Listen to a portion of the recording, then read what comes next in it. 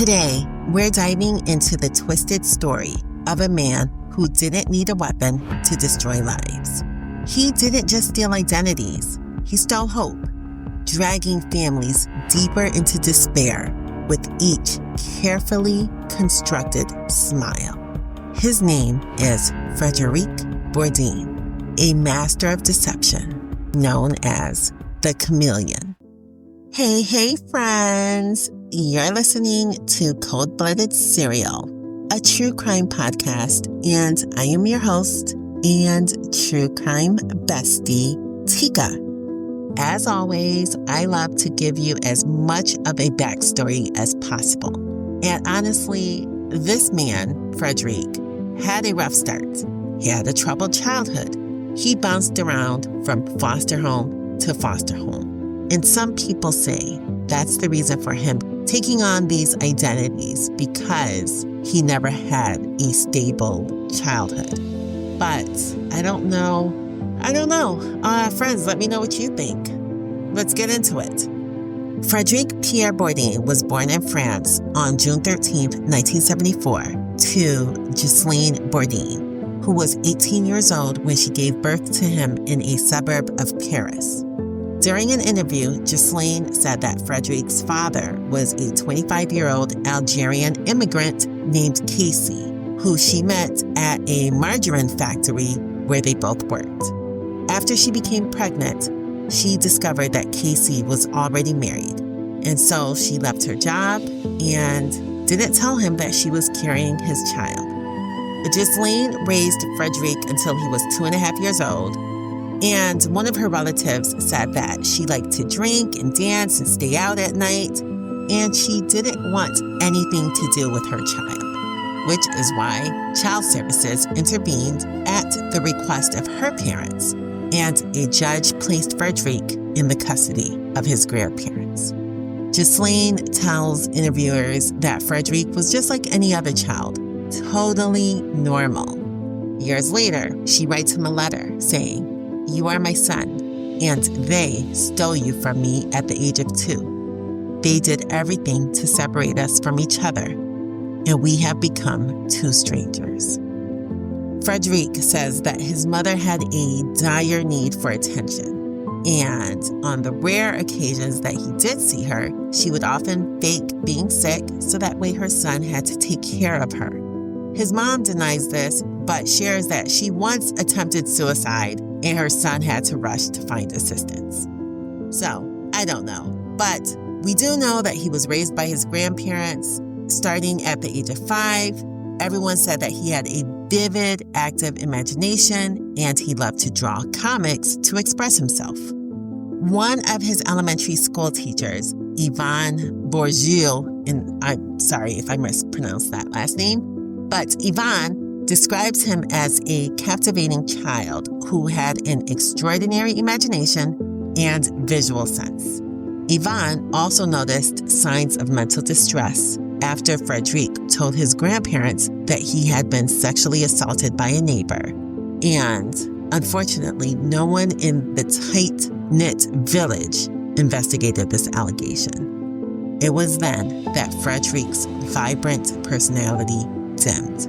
Poor Freddie began drawing pictures of himself drowning in one of his comics, and his behavior became so severe that at the age of 12, he was sent away to a boarding school. After more years of having a chaotic youth, Frédéric was no longer welcomed back to his grandparents and ended up running away to Paris by hitchhiking at 16 years old. Of course, he was both scared, and then he was also hungry because he didn't have a job. He had no caretaker. So this is when he invented his first fake character. Jimmy Sale is what he called himself. Friends, Frédéric has lived in France his whole life, so he still has this thick French accent. He came up with the identity, Jimmy Sale, and he approached a police officer and told the police officer that he was a lost British teenager. But, of course, once the police began speaking to him, Frédéric knows almost no English. He has a French accent, not a British accent. And they are like, hey, are you sure you're British? Because you don't sound British and you don't speak English. So, of course, he had to admit that he was lying, and they sent him back home. In an interview, Frédéric said, I dreamed they would send me to England, where I always imagined life was more beautiful. This little mishap didn't deter him, though. It actually inspired him and set him on the path that he would follow for the rest of his life. So, Frédéric devised a technique in which he began to wander across Europe, moving in and out of orphanages and foster homes, searching for the perfect shelter. In 1991, still in France, he was found in a train station pretending to be sick and was sent to a children's hospital.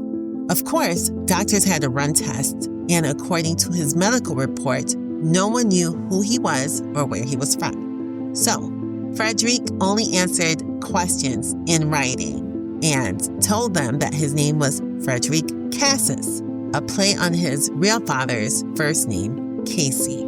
The doctor who was assigned to him, Jean-Paul Milanese, wrote in a letter to a child welfare judge, Judge, we find ourselves confronted with a young runaway teen, mute, having broken with his former life.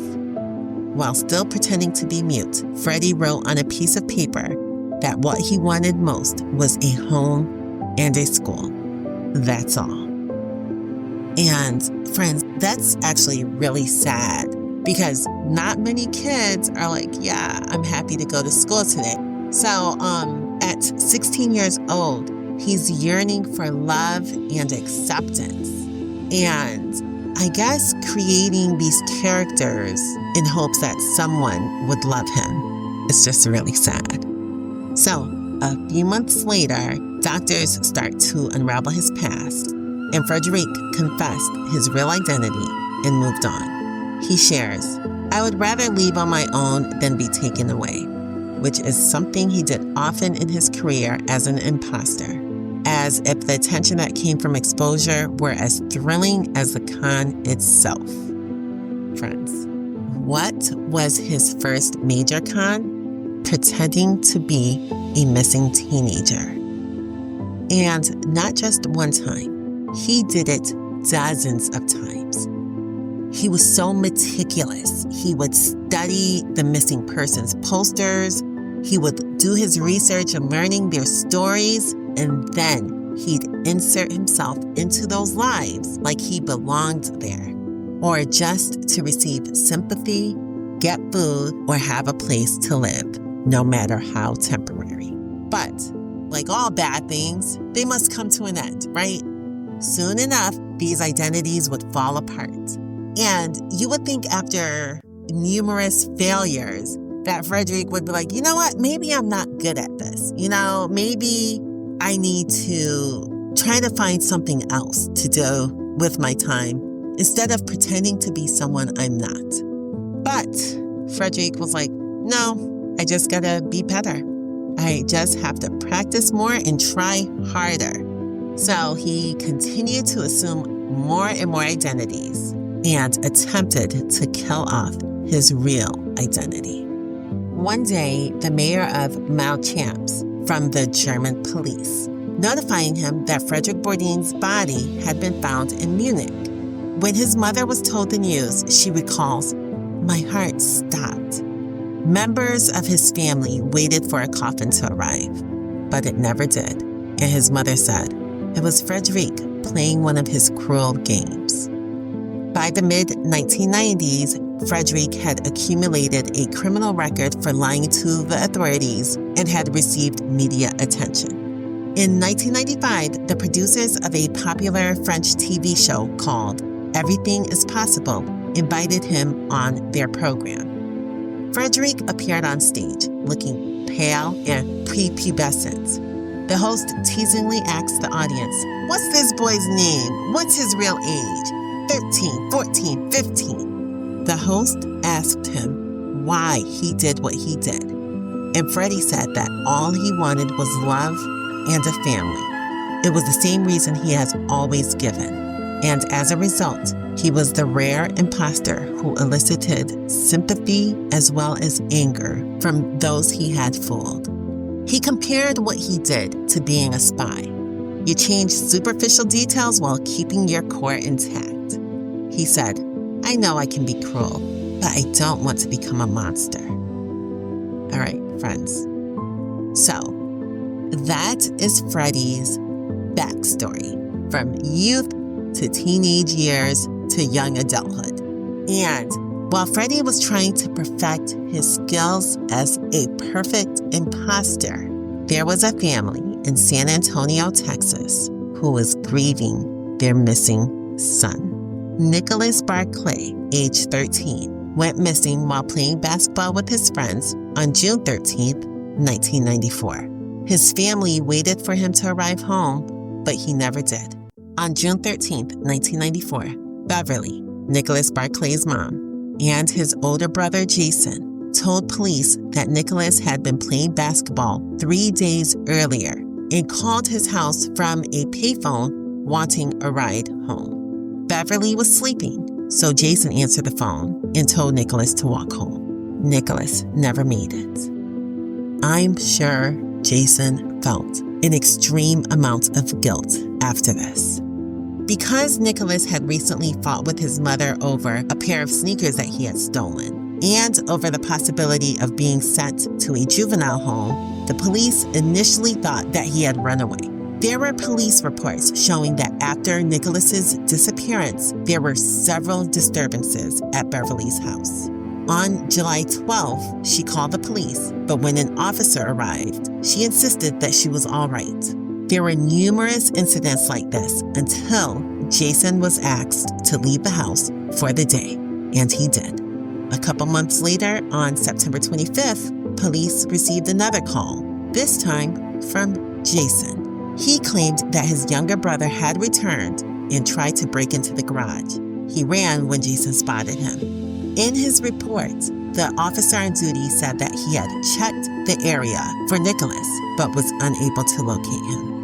Nicholas's disappearance filled Jason with a lot of guilt, and he began using drugs and acting erratically.